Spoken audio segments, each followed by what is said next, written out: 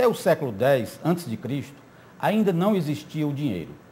Quem produzia trigo tinha com que fazer farinha, mas precisava de vinho e de azeite para complementar sua dieta.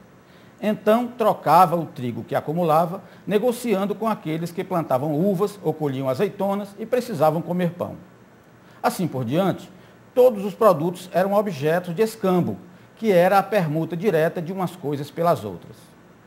Depois se passou a trocar tudo por sal, inclusive a força de trabalho, e trocar esse salário por todas as outras coisas que se precisava consumir. Mas então os povos da época começaram a cunhar moedas de ouro e de prata para facilitar os seus negócios, substituindo o sal, outra substância preciosa de então, porém muito volumosa, difícil de manter consigo e de transportar. A partir daí se criaram o mercado, o capital, os juros, a economia, a usura, o endividamento, a matemática financeira, a macroeconomia. Passaram a existir a tributação e a corrupção, que compõem um binômio inseparável. Foi possível então aos bandidos falsificar moeda física. E com a modernidade, os banqueiros puderam produzir moeda falsa, emprestando mais dinheiro que as suas reservas virtuais, alimentando a especulação e produzindo as crises econômicas mundiais. É para discutirmos aspectos do drama global, a corrupção no Brasil, a crise econômica mundial, a crise política no Oriente Médio, que estamos iniciando mais uma edição do programa Visão Política, pela FGF-TV, canal universitário 14 da NET e rede pública de televisão cearense. E para participar deste programa estão conosco os debatedores Rui Martinho Rodrigues, professor, advogado, historiador e cientista político, o professor Roberto Martins Rodrigues, jurista de notório saber e advogado renomado, e o comunicador e advogado Alfredo Marques, todos da Academia Cearense de Literatura e Jornalismo. O produtor e apresentador titular deste programa é o jornalista e sociólogo Arnaldo Santos, temporariamente ausente para concluir mais um curso de pós-graduação no exterior. Eu sou Reginaldo Vasconcelos e peço ao assinante apenas 1 minuto para um rápido intervalo.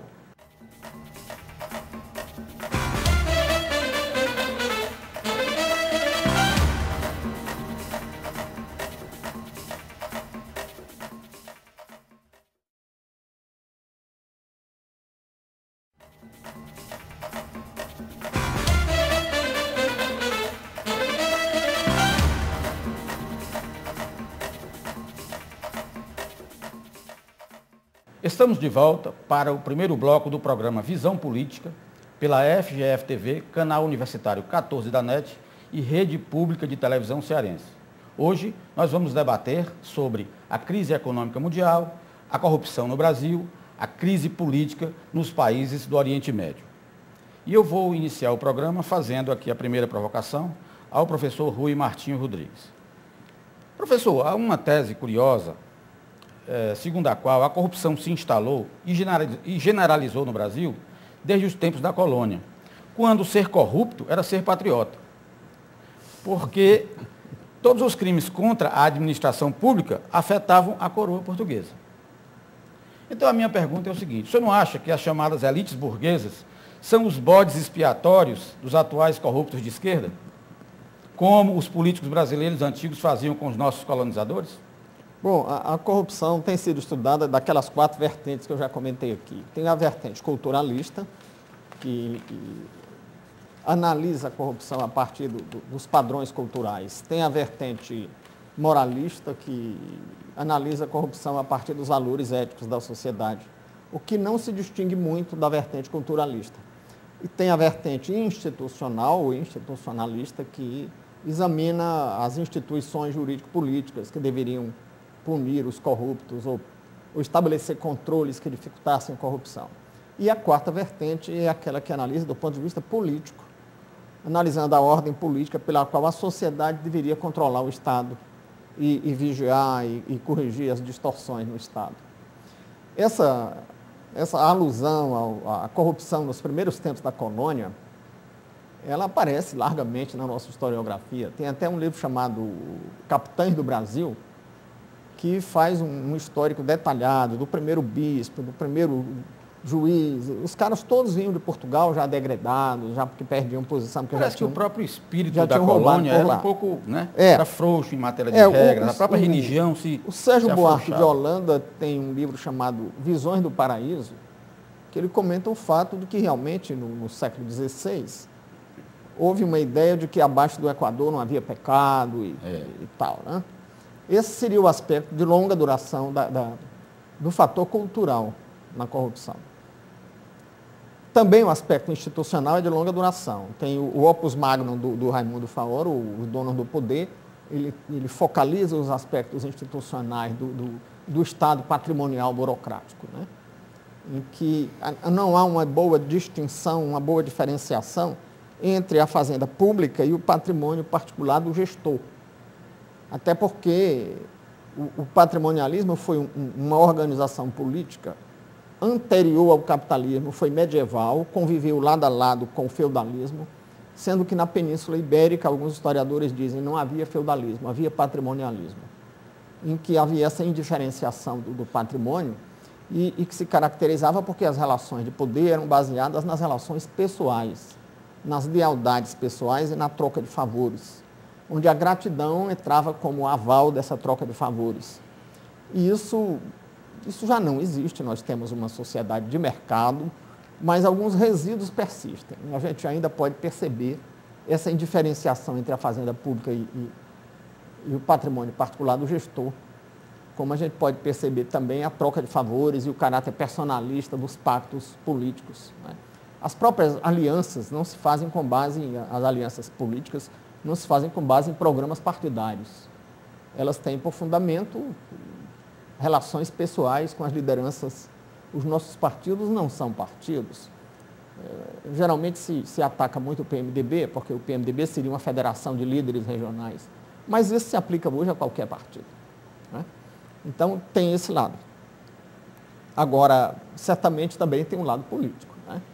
Porque se diz, professor Alfredo, professor Roberto, se diz que o dinheiro público é de todos, não é? Mas a propriedade, ela tem certas características, você poder dispor, se é nosso, se é de todos nós não podemos dispor, não. Quem pode dispor é o administrador público. E aí ele é levado a achar que tem algum poder de propriedade sobre esse dinheiro e dispõe dele de uma forma indevida. Pelo menos, se não dispõe, é dada a fruição. É dada a fruir. Quer dizer, o uso do carro chapa branca é uma pequena coisa que exemplifica a ideia da fruição. A fruição. Eu vou agora fazer uma indagação ao doutor Alfredo Marques. Doutor Alfredo, realmente o mundo está vivendo essa crise, o mundo ocidental, os países ricos, e de fato, como o presidente Lula profetizou, para nós tem sido até agora uma marola. Nós não sofremos ainda os efeitos mais graves da crise. Estamos mais ou menos incólumes. Mas a corrupção no Brasil está aí, gravíssima. Então eu faço uma pergunta. Isso não seria uma indicação de que esses tamanduás do mercado financeiro são problemas infinitamente maiores que os nossos cupins republicanos? Bom, antes de mais nada, um prazer renovado voltar aqui a esse programa, prazer é nosso. Discutir temas interessantes com pessoas tão ilustres e inteligentes. Bom, eu vou dar aqui a minha visão sobre esse quadro. Eu imagino o seguinte, o Estado brasileiro não difere de nenhum Estado contemporâneo. As mazelas do capitalismo são intrínsecas em todas as regiões do planeta. Tanto que o que contamina a Europa chega ao Brasil, o mercado que é contaminado nos Estados Unidos atinge a China, o Paquistão e a Indonésia. Não escapa ninguém. O banqueiro desonesto não é o privilégio do Brasil. Os banqueiros americanos e uma fraude internacional contaminaram todo o sistema capitalista, levaram o mundo à bancarrota. E o que está sendo agora efetuado é que a acumulação patrimonial decorrida da ilicitude, do crime praticado pelos estados, como o Estado americano, e os banqueiros internacionais que acumularam riqueza vendendo o que não existe, agora conclamam a sociedade para pagar a conta. O Brasil também paga a conta. Indiretamente, a gente pensa que não. Todo dia o dólar, uma moeda podre, que não tem lastro, como bem lembrado a história do lastro. Do lastro. Tá? Não possui lastro material, não existem riquezas suficientes para embasar aquele valor monetário que está sendo dado à moeda. Tá? E nós vivemos nessa fraude de inflar uma moeda que não existe, que não tem lastro. Tarcísio Leitão chama de papel pintado. Né? E aí ela contamina os mercados e o euro agora também vivendo um drama extraordinário. O Brasil, na contramão de tudo, tem as reservas em dólar aumentadas, a ponto de emprestar dinheiro ao governo americano numa aquisição de títulos que entenda até podres. Porque se os bancos estão quebrados, se os bancos internacionais não têm sequer condição de emprestar aos seus membros para resgatá-los da crise, no caso o FMI, então a situação é das mais caóticas e não é privilégio do Lula, nem é privilégio do governo brasileiro. Eu acho até que o Lula e o governo brasileiro botem a mão para o céu por não ter acontecido aqui a catástrofe da gente, não é nem retornar ao estado anterior, que era muito ruim, mas era regredir ainda muito mais do que aquilo. A condição de pobreza permear sobre todos os aspectos. Pois é, mas o que me estranha é que a corrupção, segundo estudos feitos recentemente, a corrupção tiraria do erário 50 bilhões de reais por ano e 2% do PIB, isso corresponderia a mais ou menos 2% do PIB, quer dizer, é um rombo muito grande. Sem dúvida e isso não afeta a economia, não afeta... Professor Roberto, isso não afeta a economia do país? O país segue tranquilamente? Vocês estão com toda a competência, né? O professor Rui, como sempre, o Alfredo, tá? O nosso coordenador, Reginaldo, são pessoas que entendem desse assunto, podem discorrer sobre esse assunto. Eu não. Eu não sei o que é macroeconomia, eu não sei o que é crise e lastro de dólar ou sem lastro. O que eu sei é que o ser humano, desde a sua própria casa, pratica corrupção. Nem venham me dizer que essa corrupção abusiva, se é que eu posso dizer corrupção abusiva, porque ela própria já é um abuso, mas isso que transparece ostensivamente, transparece não, que aparece ostensivamente nos jornais, e ontem à noite eu vendo um jornal da Globo, eu cheguei à conclusão que aquele jornal, que era um noticiário, passou a ser um programa policial como outro qualquer. Porque era só notícia de assalto, de crime, de não sei o que, não sei o que. Então eu pergunto, por que enfocar somente, dando essa cor agressiva, de catástrofe, a corrupção dos meios políticos? A atividade política, que eu conheci desde menino, não tinha tanto quanto tem hoje esse malefício. Por quê? Porque também os endinheirados não investiam nela. Davam ajuda aqui e ali. O Alfredo teve um pai que conheceu bem isso, teve uma atividade brilhante na política.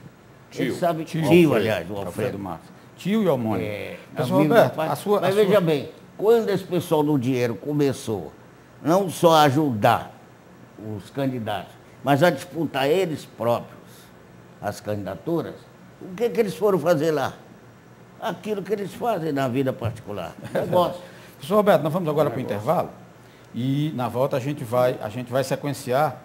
Vou começar com o senhor para o senhor continuar desenvolvendo esse seu pensamento, que é muito lúcido. Embora não seja técnico da economia, eu também só entendo de direito, não entendo de economia, sou jejuno, o professor Roberto entende mais, talvez o Alfredo, mas nós vamos voltar para discutir esse assunto.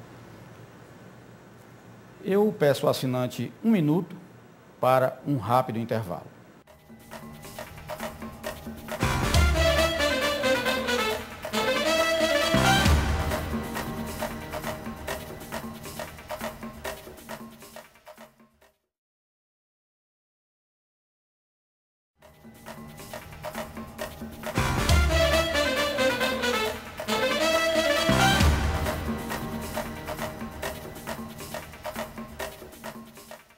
Estamos de volta para o segundo bloco do programa Visão Política, pela FGF-TV, canal universitário 14 da NET e rede pública de televisão cearense. Hoje nós estamos conversando, estamos debatendo sobre a corrupção no Brasil e sobre as crises no mundo, a crise econômica na Europa e nos Estados Unidos e a crise política nos países do Oriente Médio. O professor Roberto Martins Rodrigues estava se reportando sobre a pessoa humana. Ele acha que a corrupção, que o impulso de delinquir é inerente à pessoa humana. Não é provavelmente delinquir, eu não chego ao lombroso, né? Não é uma tese lombrosiana. De história bastante curiosa, né? Mas eu digo o seguinte, é que nós todos vemos dentro do lugar que a gente mora, condomínios, etc., exemplos vivos de corrupção, que não se traduz apenas na apropriação do dinheiro de outrem, do dinheiro alheio, principalmente do dinheiro chamado público, no sentido de dinheiro que deve ser usado em benefício da comunidade. É esse conceito de público que eu tenho. Não é no sentido de dizer que é de todo mundo. Não é de todo mundo. Ele é um patrimônio público no sentido de que deve ser aplicado pelo em bem favor da todos. Satisfação do interesse coletivo primário. Quer dizer, aquele interesse que não pode deixar de ser atendido. Mas eu vejo todo dia. Quando, por exemplo, só se deixa a empregada doméstica sair de 15 em 15 dias, quando se proíbe a empregada doméstica de estudar, quando não se paga ao empregado aquilo que lhe é realmente devido, né? E as instituições ditas puras, particulares, de ensino, buscando sobretudo o lucro, fazendo propaganda nos jornais, que a gente fica sem saber se são as Casas Bahia, agora as lojas vai. Curiosamente, o senhor disse, bom, vou falar de uma forma, não é, menos técnica. Então há uma propaganda do lucro. Os técnicos têm discutido. Eu não sou contra o lucro, não. Os técnicos em economia têm discutido, professor Rui, professor Alfredo, se a causa da crise econômica é macroeconômica ou é microeconômica.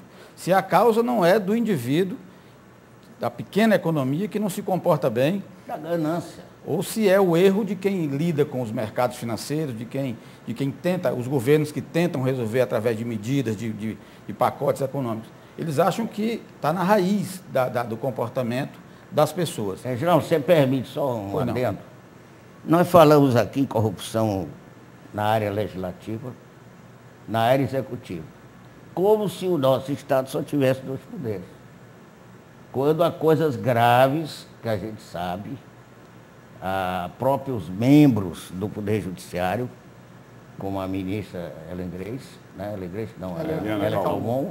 Foi a ministra Helena Calmon que declarou que havia infiltração de bandidos, e repetiu. E a boca pequena se fala em toda parte nessa questão que é fundamental para a cidadania.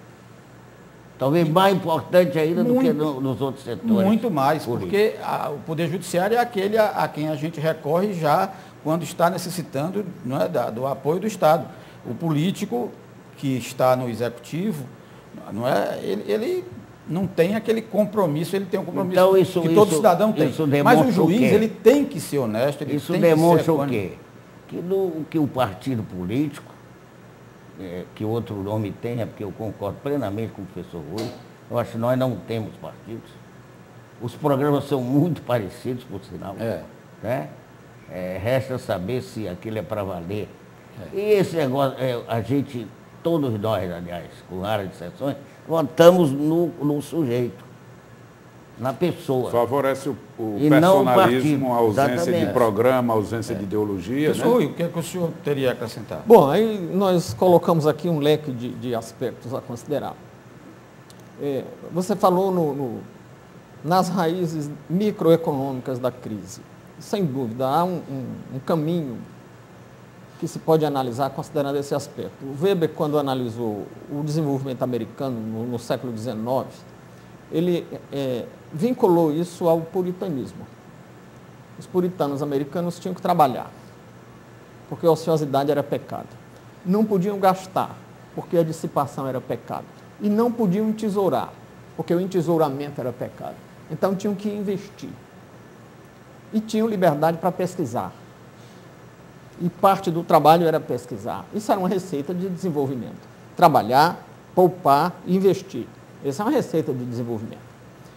Há quem diga que a decadência dos Estados Unidos estaria ligada a uma inversão desses valores. O americano hoje já não é tão fanático por trabalho. Já não poupa tanto? Não poupa de jeito nenhum. A propensão à poupança, como os economistas chamam, no mercado americano é muito baixa. Pelo contrário, eles gastam mais do que têm, se endividando. É um país em que os consumidores estão extremamente endividados. A gente fala em dívida americana. Tem a dívida do Estado americano, do Estado federal e dos Estados federados e dos municípios, mas tem a dívida dos consumidores e das empresas, né? Isso estaria ligado à crise.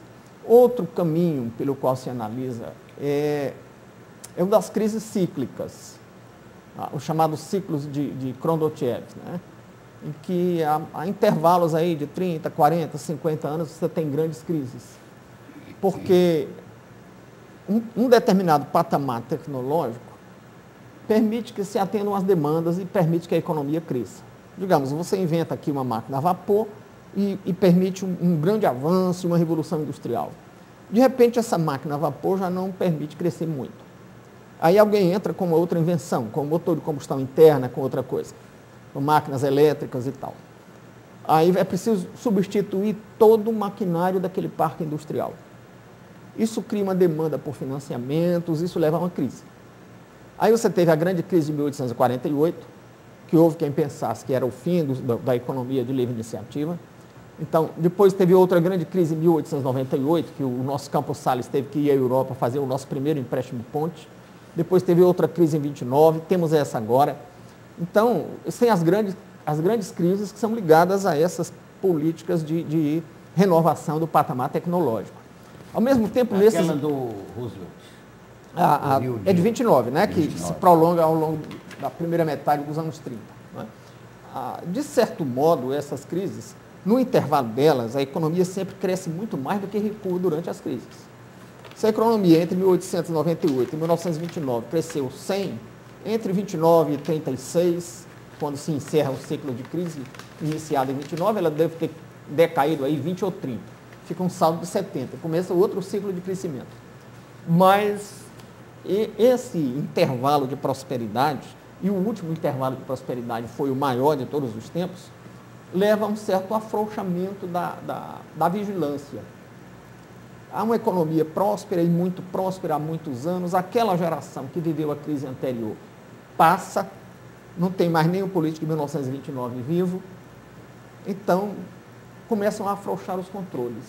Você falou há pouco que nós não estamos sofrendo tanto os efeitos, porque nós tivemos uma crise bancária em 98, há 13 anos. É verdade. E, na época, o PROEC foi uma grande saída, porque não entrou um centavo do dinheiro público. O PROEC foi com os depósitos compulsórios que os bancos fazem junto ao Banco Central. E o temor que a crise de 98 gerou levou o Brasil a criar regulamentos mais rígidos, a controlar os bancos com uma rédea mais curta. Como no primeiro mundo não havia esse perigo, estava todo mundo tranquilo, a crise estava esquecida, a rédea foi sendo afrouxada e as regras... O resultado é que a gerência, a chamada gerência temerária, se espalhou no setor financeiro. Mas há quem diga que tem um terceiro aspecto, que é político, que essa crise é sobretudo política. Porque quando se diz que o euro está em crise, é porque a Europa mais pobre do sul, Grécia, Itália, Espanha, Portugal, não está se entendendo com a Europa nórdica e central, Alemanha, Holanda, Áustria, França, países mais ricos. Que é o primo rico. É, o primo rico. Porque o primo rico financiou o primo pobre. Quando Portugal, Espanha e Grécia entraram na União Europeia, eles receberam muito financiamento, sobretudo dos alemães. E construíram uma infraestrutura dispendiosa. Você conhece muito bem a Europa, você sabe, Lisboa é uma cidade que tem metade... Lisboa é metade de Fortaleza. Incrível, tem pontes imensas em Lisboa, autoestradas, tudo. Essa infraestrutura é cara de manter. Além disso, eles não souberam aplicar na produção. Então, estão endividados. E agora querem mais dinheiro de alemão. Alemão e francês. E o alemão não quer dar mais dinheiro. Deixa eu fazer uma... Os do Sul querem mais dinheiro porque dizem que eles prosperaram com o dinheiro dos alemães, mas abriram os seus mercados e quem invadiu os seus mercados foram os produtos da indústria alemã. E acham que a indústria alemã, que os alemães seriam responsáveis por eles. Então, é uma crise política. Porque, olha, não haveria crise se não houvesse essa indecisão da cúpula da União Europeia. Isso é que amedronta os financiadores que passam a regatear na hora de comprar título desses países e cobrar juros mais altos. Deixa eu fazer uma colocação aqui para o professor Alfredo Marques, que eu acho que ele domina bem esse pensamento que eu vou levantar. Vamos ver. Alfredo, a classe média é a situação ideal. A classe média que se calcula que seja as pessoas que têm renda diária entre 10 e 100 dólares pertencem à classe média. Sim. E o ideal da economia é que todos pudessem estar nessa classe. O senhor acha que essas crises que estão acontecendo nos países ricos sinalizam no sentido de que o mundo chegará a uma classe média geral, hegemônica? Bom, Como é que se vai evoluir para isso? Para que quem vivia num fausto de supérfluos, não é, se contenha com menos, para que quem vivia com nada, com muito pouco, possa chegar a uma classe média. Reginaldo, antes dele falar, eu li ontem ou anteontem que tinha um casal morando em cima de um ponto de ônibus, onde eles construíram uma barraca e estão vivendo lá. No Brasil? Na Praça da Estação. Aqui? Aqui em Fortaleza. É curioso. Não é Mas essa então, classe média não, né? Não, essa aí não. bom, se imaginássemos uma sociedade planificada, de economia planificada, que era a utopia presente há 20 anos atrás, antes da queda do Muro de Berlim, não seria tão prosaico, tão hilário a gente estar tratando dessa questão agora e pensar que nós chegaremos a essa possibilidade de encontrarmos uma sociedade de padrão financeiro com alguma paridade, sem grandes distorções. Por quê? Sem grandes distorções? Porque nós não teríamos a miséria absoluta, também não teríamos o fausto e a riqueza e a soberba em proporções tão agigantadas, né? Mas o que nós pensar numa sociedade planificada, agora, no meu modo de ver, não é de bom, não vou dizer de bom tom, mas é de que falta elementos que nós não estaremos considerando objetivamente, porque com o avanço da tecnologia, os padrões de leitura que nos atemos, são padrões de pensamentos de sociedade de já 2 séculos. Né? O que tem de novo e o que nós estamos discutindo, nós voltamos para Marx. Obras escritas no final de 1800, né? Que não vislumbrou Marx e os pensadores da época, os revolucionários que ainda pregam a questão do socialismo econômico, não vislumbrou a sociedade que nós estamos tendo agora, nem teria a capacidade de imaginar a sociedade que nós teremos amanhã, num amanhã não tão distante, mas amanhã daqui a 50 ou 100 anos. Tá? Essa sociedade se transformará de forma brutal. Nós teremos então a terceira via. Bom, nem o que nós Marx teremos que imaginar... Nem o que Marx imaginou, aquela solução do socialismo puro, a justeza da proposta da equitatividade dos valores sociais, do patrimônio social, essa daí eu acho que deveria estar presente em qualquer sociedade justa, equilibrada. Tá? Já transformar isso como medida de Estado em caráter hegemônico não, mas totalitário, né, vou dizer, por decreto, tá? Isso não será mais possível pelas leituras do que se vê presentemente. Nós não temos nem mais bandeira para isso. Né? Os últimos bastiões do socialismo são Cuba, ilhado e quase numa teimosia unilateral. A China já deixou de ser uma economia socialista, virou uma economia de mercado já faz um bom tempo. Né? E sobra a Coreia do Norte, né? Que é nada, e a gente vê aí uma iniciativa aí de quixotesca do Chaves na América Latina. Perdido exemplos pífios, né? Que a gente não vê nenhuma possibilidade de transformação das sociedades. Mas acredito que com o avanço da tecnologia, e que isso agora, as transformações se dão por minuto, antes de se lançar o produto que foi desenvolvido, ele já está obsoleto. porque a tecnologia já avançou tanto. A obsolescência é violenta. É violentíssima. E nós vamos, já tem uma sociedade em que há robôs trabalhando pela gente. Isso aí não vamos pensar que não chegaremos lá, porque chegaremos. Agora, não temos compreensão para entender isso, nem como essa dinâmica se dará. Nós vamos fazer um intervalo e a gente volta tratando desse tema, que é um tema muito amplo, muito elástico, né? Problema econômico da humanidade. Senhores, este é o programa Visão Política, pela FGF-TV, canal universitário 14 da NET, e pela Rede Pública de Televisão Cearense. E eu peço aos senhores 1 minuto para um rápido intervalo.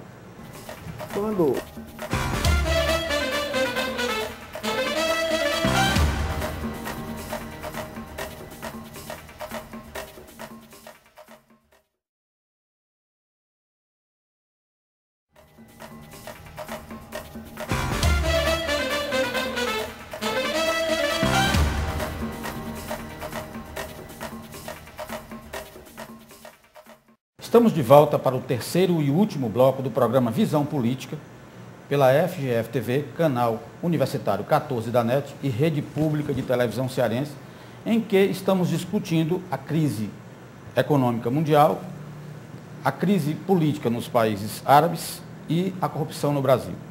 E eu vou iniciar exatamente ferindo a questão da chamada Primavera Árabe, né? Essa revolução que está contemporaneamente acontecendo nos países do Oriente Médio. Professor Rui, essas ditaduras corruptas do Oriente Médio, elas estão desmoronando, não é? Como peças de dominó. E isso parece indicar que nós estamos a caminho, está evoluindo o pensamento democrático, porque eles eram governos corruptos. Mas nós não corremos o risco, professor Rui, de outros déspotas se adonarem do poder nesses países, até gente fundamentalista, com pensamento muito mais retrógrado? Isso certamente tem alguma relação com a grande crise financeira internacional. Na crise de 29 caíram todos os governos sul-americanos. Não, acho que não foi coincidência. Sem exceção. Sem exceção. Os países árabes vivem... O Egito tem hoje um índice de desemprego de 50% da população economicamente ativa. Não tem sociedade que aguente isso. Né? O Iêmen tem alguma coisa parecida, a Jordânia tem 30%, o Marrocos também, a Síria está mais ou menos também com 30 e tantos % de desempregados. E a União Europeia, que está com um índice de desemprego muito alto, começou a se fechar para os imigrantes. E a imigração era a válvula de escape desses países. O sujeito estava ali, atravessava o Mediterrâneo e ia ganhar a vida na Europa. E a Europa se fechou. Além disso, os emigrados desses países que estão na Europa, certamente que têm um índice de desemprego maior do que o índice de desemprego geral da Europa, que já é alto. É verdade. E esse pessoal é que mandava dinheiro para os seus países de origem, à medida que aumenta o desemprego, a xenofobia cresce também nos países da Europa. Essa remessa de dinheiro dos imigrantes árabes na União Europeia, mandando para os parentes nos países árabes, certamente que diminuiu. Eu não tenho dados, mas eu compreendo que diante da crise na Europa e do desemprego que certamente recai mais sobre os estrangeiros, esse fluxo de capital tenha diminuído. E esse fluxo era muito grande e muito importante para essas economias. E isso certamente tem relação com essa crise. Mas, além disso, há uma interatividade. Né? Essa coisa do multiculturalismo da sociedade global tem 3 interpretações. Tem a visão assimilacionista, que acha que a cultura que hospeda minorias deve assimilar as minorias. Que foi o que os jesuítas fizeram aqui, a cultura dominante assimilou, senão nós não teríamos essa unidade linguística. O Brasil é o maior país do mundo com uma língua só e tal. Foi o assimilacionismo, que a França fez também. A França assimilou provençais, bascos, catalães e flamengos e normandos, e a França não tem minoria étnica hoje. A Espanha não assimilou, está tendo conflito com os bascos, com os catalães e outras minorias. Então, é uma ideia assimilacionista, mas hoje é uma reação ao assimilacionismo como defesa do direito de determinadas culturas sobreviverem. E no outro extremo, você tem o diferencialismo, que é a ideia de que as diferenças devem sobreviver, vamos resguardar as diferenças culturais, deixá-las intocáveis e tal. E no meio do caminho você tem o interativismo. Eu acho que sempre há um interativismo. Então essa relação do mundo árabe com o Ocidente, que se aproximou muito em face da imigração maciça, essa imigração gera efeitos dos dois lados. Ambos os lados, vou usar aqui, entre aspas, o termo, se contaminam com a cultura um do outro. Eu acho que essa massa de imigrantes que vai e volta, e viu e provou da democracia na Europa, não está gostando dos regimes árabes. Isso é muito pertinente, realmente. Então, isso tem voltam relações. da América conhecendo a democracia e se revoltam. A gente não sabe o que vai dar. O jugo dos seus presidentes. A gente não sabe o que vai dar. A gente fala em mundo árabe, mas não existe mundo árabe. São realidades muito fragmentadas. O Egito não tem nenhuma semelhança com a Líbia ali vizinho. A Líbia é um país tribal, com 3 pedaços diferentes, a Tripolitânia, a Cirenaica, a Núbia, são partes diferentes da Líbia. O Egito não tem essas divisões. A Síria é outra coisa, a Síria é um mosaico, o Líbano é um mosaico de minorias étnicas. Então, a gente não sabe o que vai dar. A gente sabe que nesses países todos, geralmente, a força mais organizada é a religiosa.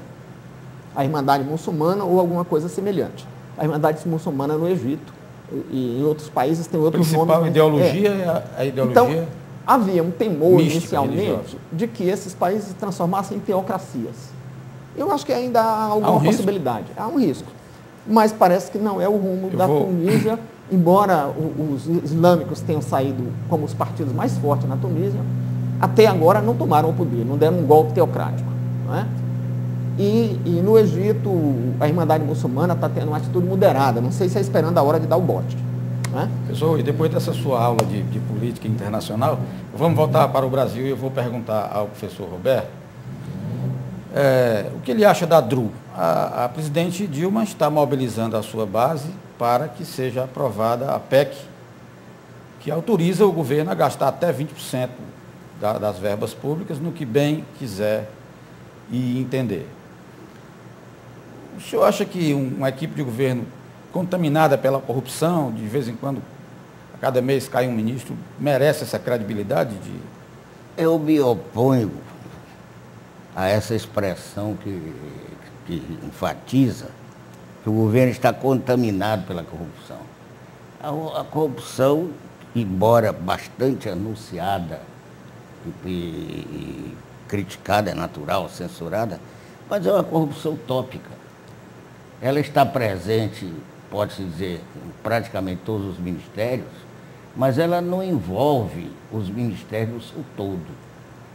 E como o Brasil vive um clima de liberdade muito forte na área da comunicação, em que pese as demazias, as imputações muitas vezes injustas e a condenação prévia das pessoas, sem que haja processo ou sem que o processo pertinente tenha chegado ao final, com a ampla defesa, etc., né? Nós costumamos pré-julgar as pessoas de modo geral, mas o que o governo quer, e sempre fez isso, em todas as épocas, é a possibilidade de ele remanejar a aplicação das verbas orçamentárias. Não é propriamente gastar de qualquer maneira, é fazer o remanejamento. Tirar de setores para os quais a verba Mas essas verbas ficam desvinculadas, ficam desafetadas. Mas para atender, não pode ser uma atividade discricionária. Até porque eu defendo a tese de que não existe poder discricionário na administração pública. Inclusive estão usando essa coisa da DRU como uma panaceia para proteger o Brasil contra os efeitos da crise. Existe discricionariedade, sim, mas no sentido de permitir aos governos escolher o melhor caminho entre pelo menos 2 que eles são colocados. É um direito de opção, não é um direito. Isso aí o nome está dizendo, é discrição. Mas não há poder discricionário, porque o poder discricionário seria o totalitário. E todo poder administrativo, que eu, aliás, acho que também não é poder, é uma aptidão para o exercício de uma função. É verdade. Já é uma parcela, já é um desdobramento do poder geral, que é o domínio eminente do Estado. Poder dever, então. É o poder derivado, que eu não chamo nem poder, eu chamo aptidão. Deixa eu fazer um questionamento aqui ao doutor Alfredo. Doutor Alfredo, o presidente Lula sancionou em 2009 a chamada Lei da Transparência. E isso veio somar a lei da responsabilidade fiscal, que é do ano 2000. Lhe parece que esses portais da transparência, eles estão livres, acima de qualquer suspeita? Eles estão refletindo a realidade das contas? O órgão público que tem o seu portal, ele está sendo sempre verdadeiro no que ele expõe? Tem como fiscalizar? Bom, como fiscalizar eu realmente não sei. E número é a coisa mais fácil do mundo da gente trabalhar. Tá? Eu interpreto números da maneira que bem entendo, lanço os números na conveniência administrativa, tá? E até omite-se. Vejo aqui no nosso estado o esforço que o deputado Heitor Ferrer faz para fazer a leitura do portal de transparência do governo do estado. Complicado. Meias colocações, meios lançamentos. Então, realmente, a iniciativa é muito boa. Agora, a prática carece de um rotineiro processo de melhoramento. Acho que a ideia, quanto ideia de vigilância, a sociedade cobrar, enfim. Eu queria aproveitar aqui um minutinho e me reportar a questão do Oriente Médio. Na minha leitura, o que tem lá, existe desejo da sociedade por transformação, mas ela está buscando a transformação num processo de radicalidade. Ela não está buscando a transformação para se espelhar no modelo A ou B. Tá? E talvez seja até caminhando para sociedades fundamentalistas. Talvez esteja até nesse sentido. Esse risco ao qual a gente se referiu. Talvez seja até nesse sentido. Observe que os interesses norte-americanos, os interesses da OTAN estavam preservados na regra do jogo presente. Tá? Petróleo todo saindo do Oriente Médio, ia direto para a Europa, ia direto para os parceiros comerciais da OTAN. Em determinado momento, faltou arma ou faltou a liberalidade para municiar e manter guerras, tanto é que os Estados Unidos saiu do Iraque, tanto é que está saindo do Afeganistão, buscando acordo com os talibãs, e os talibãs recusam um acordo. É outro Vietnã. Tá? E aí os americanos têm que criar cenários de confronto e de guerra, para continuar vendendo arma. A França tem interesses, bombardeou a Líbia severamente. Tá? E o nosso padrão e o nosso conceito ocidental não quer dizer grande coisa, porque nós temos fundamentalistas no Brasil, temos parlamentares fundamentalistas. Tá? Os grupos os radicais em geral, né? Eu estou dizendo fundamentalista do ponto de vista mas é no sentido de radicalidade. Do ponto de vista ideológico. Nós temos o grupo ligado à Igreja Universal do Reino de Deus e os protestantes tem bancada parlamentar. Nos incomoda? Não nos incomoda presentemente. Faz parte do exercício da democracia. Porém, se tornar-se hegemônico, aí não, passa a prejudicar, porque vai interferir em procedimentos e colocar, não ao Corão, mas colocar a Bíblia debaixo do braço e nós partimos para o Estado teológico. Professores, o nosso tempo se esgotou, o tema foi candente e nós temos que ir para o encerramento. E nesse momento final, como de costume, eu quero dedicar o programa ao tenente Silvio Ribeiro, que acaba de receber a medalha Boticário Ferreira, da Câmara Municipal de Fortaleza, pelo seu excelente desempenho. Ele é o oficial de Relações Públicas do 23BC e é o sereníssimo grão-mestre adjunto da grande loja maçônica do Ceará. É uma pessoa realmente admirável. Disse ele no seu discurso que, ao ser informado de que receberia essa comenda, ele perguntou, mas a comenda é para o oficial do Exército, é para o maçom ou é para o cidadão? É o conjunto da obra, responderam. Realmente é uma figura magnífica e é membro honorário da nossa Academia Cearense de Literatura e Jornalismo. E quero também registrar o lançamento dessa segunda edição do livro Fortaleza Antiga, do jornalista, radialista Narcélio Lima Verde. Foi relançado agora pela Rádio FM da Assembleia, FM Assembleia, onde ele tem um programa, ele é uma das estrelas da Rádio FM Assembleia. Um programa diário, aliás. Um programa diário. Então, o presidente da Assembleia resolveu homenageá-lo, fazendo uma edição que foi lançada lá nas salas das comissões da Assembleia, na semana passada. É um livro interessante, com fatos, crônicas sobre a história de Fortaleza. Ele é um grande cronista e um grande memorialista, como nós sabemos, e também é membro da nossa Academia Cearense de Literatura e Jornalismo. O livro está comentado no nosso blog, um blog que inclusive foi desenvolvido aqui pelo professor Alfredo. Academia Cearense, www.academiacearense.blogspot.com. Senhores, a conclusão a que se chega induz a dizer que todos os dramas sociais têm raízes comuns na desmedida ambição por dinheiro e por poder. As crises são reveladas quando instituições iludem, investidores erram, a corrupção prospera e os governos tentam interferir no jogo financeiro para proteger a sociedade. O rígido e prévio controle do Estado sobre os dinheiros públicos, como também sobre o mercado de capitais, é importante, mas a solução definitiva parece residir na síntese ideológica, na evolução psíquica, na maturidade filosófica das pessoas em geral. Fica aqui, portanto, essa nossa reflexão sobre a corrupção no Brasil e a crise mundial, prometendo voltar a esse tema em outras oportunidades, sempre em busca de trazer esclarecimentos aos que nos assistem e acompanham. Com essas colocações, finalizamos mais uma edição do programa Visão Política, pela FGF-TV, canal universitário 14 da NET e rede pública de televisão cearense, agradecendo aos nossos debatedores, os professores Rui Martinho Rodrigues, Roberto Martins Rodrigues e Alfredo Marques. E em especial agradecendo a você, assinante, com o nosso convite para um próximo programa. Até lá!